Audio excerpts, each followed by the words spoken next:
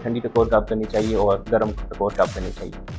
वहाँ खून की रवानी कम हो जाती है, जिसकी वजह से सोज फ़ौरन कम हो जाती है और दर्द भी उससे टॉवल वगैरह में रोल करके उसकी आइसिंग कर सकते हैं। पट्टों में खिंचाव हो, कमर में कोई अकड़ाव हो, तो उस पर गर्म यानी टकोर करनी होती है।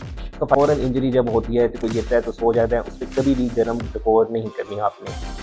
अस्सलाम वालेकुम। अक्सर पेशेंट क्वेश्चन करते हैं कि ठंडी टकोर कब करनी चाहिए और गर्म टकोर कब करनी चाहिए। पहले मैं बताऊंगा कि ठंडी टकोर कब करनी है।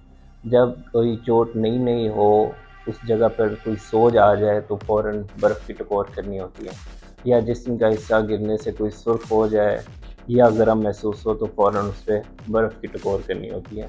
अच्छा, उसका फ़ायदा क्या होता है कि ठंडी टकोर करने से वहाँ खून की रवानी कम हो जाती है, जिसकी वजह से सोज फ़ौरन कम हो जाती है और दर्द भी उसकी वजह से कम हो जाता है।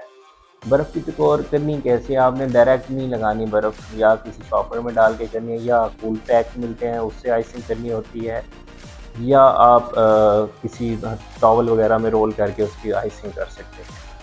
अच्छा, गर्म टकोर कब करनी होती है? जब दर्द पुराना हो, पट्टों में खिंचाव हो, कमर में कोई अकड़ाव हो, तो उस पे गर्म यानी टकोर करनी होती है।